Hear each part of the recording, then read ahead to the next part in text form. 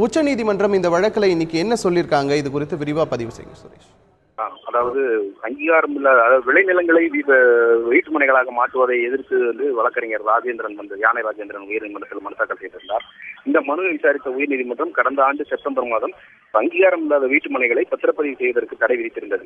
இந்த தடை பிறகு கடந்த மார்ச் மாதம் இந்த வழக்கு மீண்டும் விசாரணைக்கு வந்தபோது இந்த தடையை சற்று தளர்த்தி உயர்நீதிமன்றம் உத்தரவிட்டிருந்தது. என்ன உத்தரவிட்டிருந்தது என்றால், அந்த 20/10 அதாவது அக்டோபர் 20 2016 முன்பு பதிவு செய்யப்பட்ட நிலங்களை மறுபதிவு செய்யலாம் அப்படின்னு சொல்லி அந்த உத்தரவுல சொல்லியிருந்தாங்க. இந்த சூழ்நிலையில இந்த நிலங்களை வரைமுறைப்படுத்துவதற்கான விதிகளை வகுக்க வேண்டும் என்றும் தமிழக அரசுக்கு உத்தரவிட்டிருந்தது. இதன்படி தமிழக அரசு கடந்த மே மாதம் 2 அரசாணைகளை உயர்நீதிமன்றத்தில் தாக்கல் செய்திருந்தது. அது என்னவென்றால், இந்த அங்கீகாரம் இல்லாத வீட்டுமனைகளை வரைமுறை செய்வது தொடர்பான அந்த வரைமுறை கட்டணம், மேம்பாட்டு கட்டணம் உள்ளிட்ட கட்டணங்களை நிர்ணயித்து அந்த அரசாணை வெளியிடப்பட்டிருந்தது. அந்த அரசாணை உயர்நீதிமன்றத்திலும் தாக்கல் செய்யப்பட்டிருந்தது. இந்த அரசாணை ஒரு பகுதியை ஏற்க மறுத்த நீதிபதிகள் மற்ற பகுதிகளை ஏற்றுக்கொண்டார்கள்.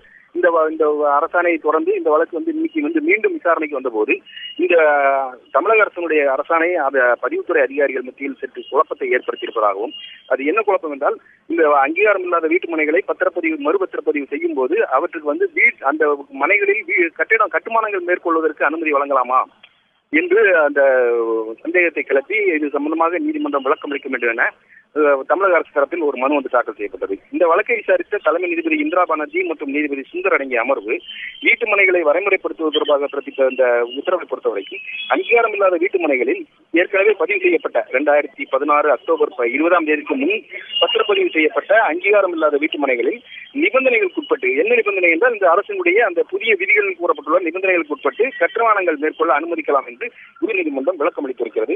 இந்த வழக்கின் அடுத்த விசாரணையை வரும் ஆகஸ்ட் மாதம் 28 ஒத்திவைக்கவில்லை. இதற்கிடையில் மனுதாரர் தரப்பில் இந்த தடை விதிக்கப்பட்ட காலத்தில் பதிவு செய்யப்பட்டிருந்த பத்திரப்பதிவு செய்த அதிகாரிகளுக்கு எதிராக நடவடிக்கை எடுக்க வேண்டும் என்று ஒரு மனு தாக்கல் செய்திருந்தார். அந்த மனுவை விசாரித்த நீதிபதிகள் இது சம்பந்தமாக மனுதாரர் நீதிமன்றம் நேர அரசிடம் முறையிட வேண்டும் என்று கூறி அந்த மனுவை முடித்து உத்தரவிட்டிருக்கிறார்கள். சுரேஷ், தற்பொழுது அங்கீகாரமற்ற வீட்டு மனைகளை பத்திரப்பதிவு செய்வதில் ஏதேனும் தடைகள் இருக்கிறதா, அல்லது அந்த பத்திரப்பதிவு செய்வதற்கு என்ன விதிகள் பிறப்பித்திருக்காங்க சுரேஷ்? அதாவது தற்போதைய நிலையை பொறுத்த வரைக்கும் இந்த ஏற்கனவே 2016 அக்டோபர் 20 முன்பு பத்திரப்பதிவு செய்யப்பட்ட அங்கீகாரம் இல்லாத வீட்டுமனைகளை மறு பத்திரப்பதிவு செய்வதை பொறுத்தவரை எந்த ஒரு தடையும் இல்லை என்பதை உயர்நீதிமன்றம் இன்று திட்டவட்டமாக விளக்கியுள்ளது. அதே சமயம் அந்த நிலத்தில் ஏதேனும் கட்டுமானங்கள் மேற்கொள்வதாக இருந்தால் அதற்கு தற்போதைய அரசின் விதிமுறைகளின் அடிப்படையில் கூறப்பட்டுள்ள நிபந்தனைகளின் அடிப்படையில் இந்த அனுமதிகளை வழங்கலாம் என்று விளக்கம் அளித்துள்ளது.